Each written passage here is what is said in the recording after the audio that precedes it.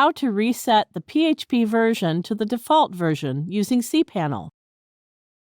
Log into your cPanel account and you will be on this page. Scroll down to the Software section and click Multi-PHP Manager.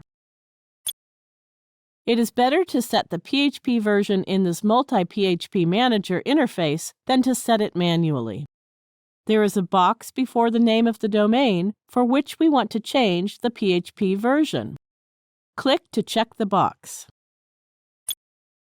If you can't locate the particular domain, you can use the search bar and find the domain by typing its name. Now click to open the drop-down list of PHP versions and select the option Inherit.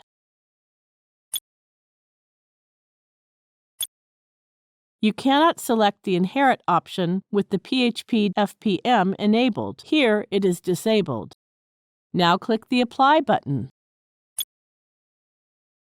That's it. We have successfully reset the PHP version to the default version for the selected domain. Thank you for watching.